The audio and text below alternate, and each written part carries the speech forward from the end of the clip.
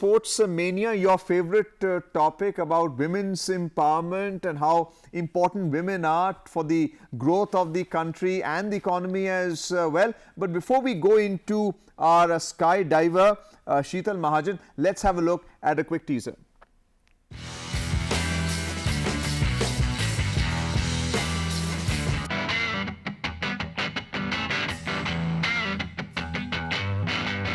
Ready, set, go!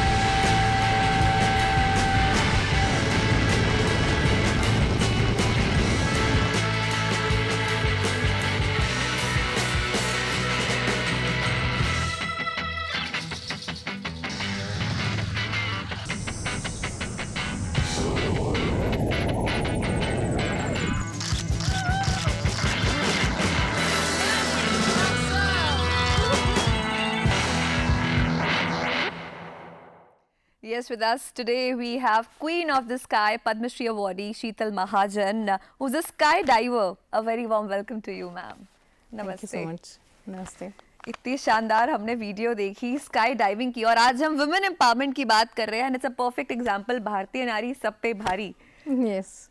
To start with, I would like to know from you, skydiving थोड़ा offbeat profession है, adventure sports anyway it's an offbeat profession in India. आपने कब सोचा कि आपको एक sky diver बनना है? एक्चुअली बचपन से ड्रीम था कि कुछ अलग करना है, बट कौन से फील्ड में जाऊँ पता नहीं था. तो पहले पेंटिंग करा, स्कूल में बैडमिंटन भी खेला, टेबल टेनिस खेला, सारे स्पोर्ट्स खेलते खेलते रियलाइज़ हुआ कि कुछ स्पोर्ट्स में ही करना है. बट कौन से स्पोर्ट्स में जाऊँ, उसमें भी कि किसी भी स्पोर्ट्स में जाना है तो you should have a mentor.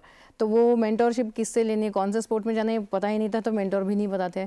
तो जैसे 10th में थी तब रियलाइज़ हुआ कि मैं पेंटिंग में भी अच्छी हूँ, स्पोर्ट्स में ज़्यादा मेहनत है तो पेंटिंग में जाती हूँ. पेंटिंग करियर में जब पेंटिंग में करियर करने लग गई तब रियलाइज़ हुआ कि उसमें भी M.F. हुसैन अगर बनना है उस फील्ड में तो उसकी भी मेहनत अलग लेवल पे है.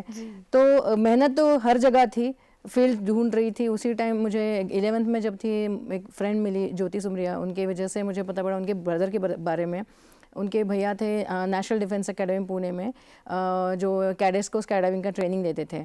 और जब हम उनके घर पे जाते थे एज अ मतलब कॉलेज की पूरी गैंग हमारी लड़कियों की मिलने के लिए, तो कभी भैया से मुलाकात हुई तब पता पड़ा कि पासिंग आउट परेड में स्काई डाइविंग शोज़ होते हैं, उनका हमने शो भी देखा.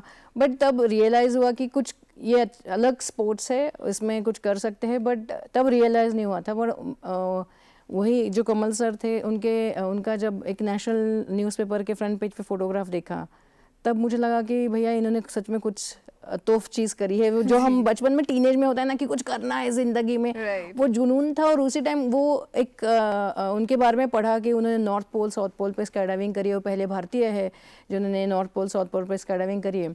तब मैंने सोचा कि भैया मुझे इस फील्ड में आना है, अब मुझे कुछ भी हो जाए इसमें करना है करियर. बट पता नहीं था उस फील्ड में कैसे जाए. फिर कमल सर जो थे उनसे बात करी कि आपने जैसे नॉर्थ पोल साउथ पोल पे स्काई डाइविंग करी, मुझे भी करनी है.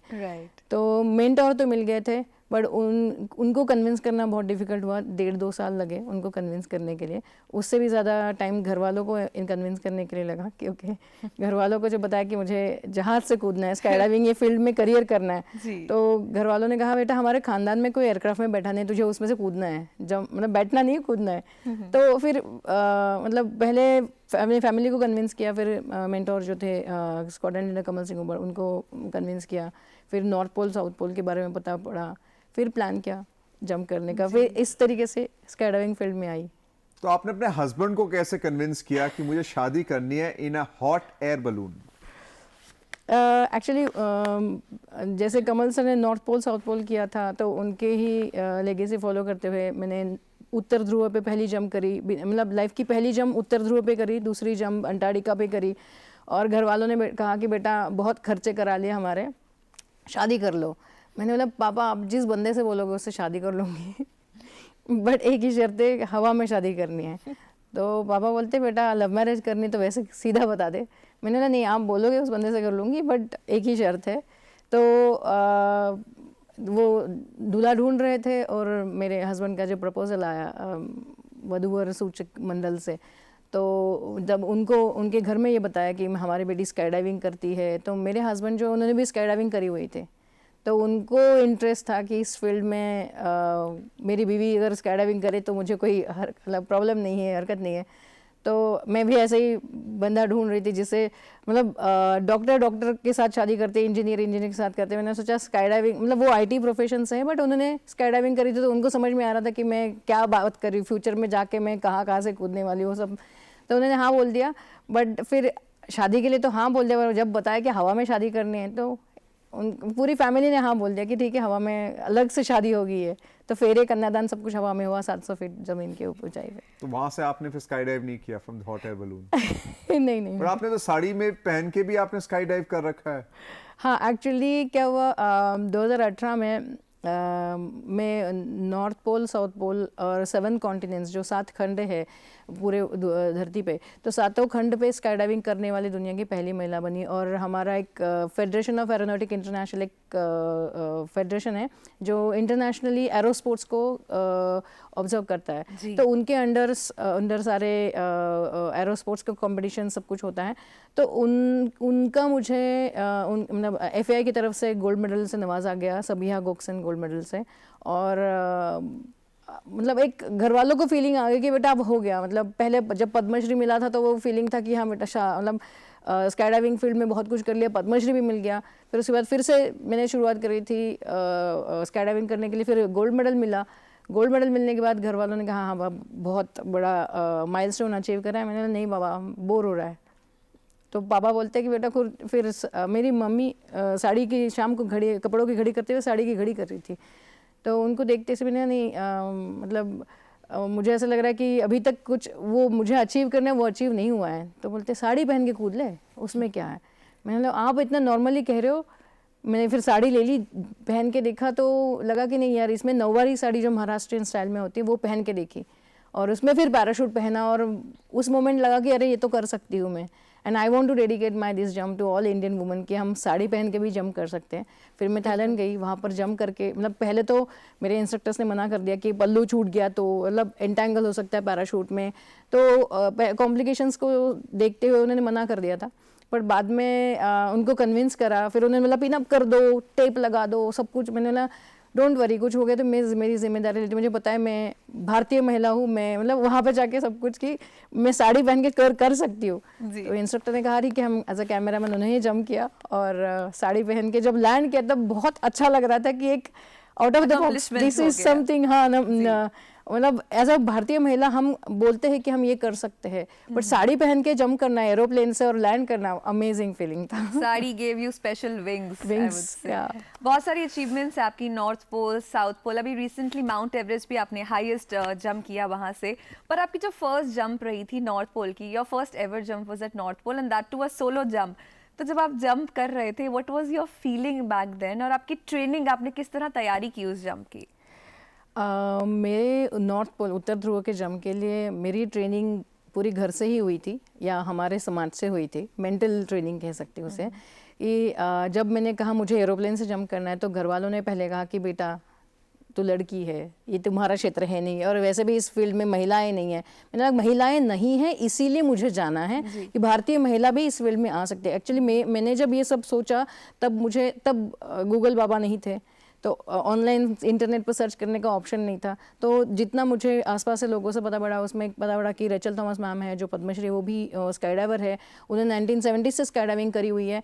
तो उनके बारे में पता पड़ा, मैंने सिर्फ उनके एक ही महिला के बारे में मुझे पता पड़ा। तो मैंने why women are not there in aerosports, specifically in skydiving. तो तब मुझे लगा कि नहीं, इस स्पोर्ट्स में और महिलाएं आने चाहिए, और अगर मुझे इस स्पोर्ट्स में चांस मिल रहा है, मैं नॉर्थ पोल पे जाके जंप करना चाहती हूँ, साउथ पोल पे करना चाहती हूँ, तो इसके लिए फिर मेंटोर भी मिल गए। फिर इस फील्ड में आने का टोटली प्लान किया, और मतलब करते करते हो गया, पहुंच गए एक्चुअली। बस। माउंट एवरेस्ट वाली जंप के बारे में भी हमें कुछ बताइए। I think this is the highest jump ever made by a woman. Actually जब नॉर्थ पोल किया, साउथ पोल किया, उसी टाइम थर्ड पोल 2007-8 में ही प्लान कर रहे थे, और उसी टाइम शादी हो गई। घर वालों ने एक ऑप्शन दिया कि एवरेस्ट या शादी। मैंने बोला एवरेस्ट भी तो करना है, बट शादी कर लेते हैं, एक्चुअली वो हो गया। तो शादी के बाद घर वालों ने कभी रोका नहीं, बट मुझे US अमेरिका ट्रेनिंग के लिए जाना पड़ा, और ट्रेनिंग करके आने के बाद रियलाइज़ हुआ कि मैं एवरेस्ट के लिए मुझे जाना है। बट ट्विंस हो गए, बच्चे हो गए, फिर मतलब घर वालों ने सबने डिसाइड कर लिया था कि एक बेबी नहीं हुआ है, 2 ट्विंस बच्चे हुए हैं, तो अभी ये बच्चों को ही संभालेगी, और स्काई डाइविंग में पूरा आगे करियर नहीं करेगी। तो तब से फिर एवरेस्ट का पूरा ड्रीम रह गया था कि शादी, और मतलब आफ्टर मैरिज महिलाओं का करियर रुक जाता है, थम जाता है। और मुझे भी वो फीलिंग हो रही थी कि अभी बच्चे हो गए, मैं रुक गई हूँ। थोड़ा थोड़ा मैंने स्काई डाइविंग कंटिन्यू रखा था, बट अभी बच्चे बड़े हो चुके, 14 ईयर्स के हो गए हैं, तो पिछले साल डिसाइड किया कि जो लॉन्ग टाइम ड्रीम था 16 साल पहले का, एवरेस्ट पे, third pole of the world Everest पे जंप करना है।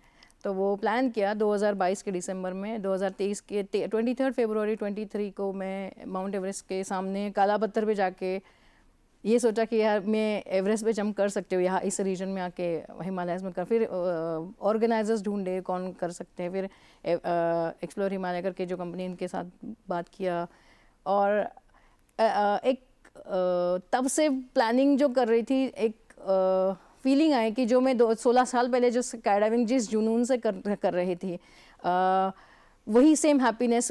Everything I started with the zero.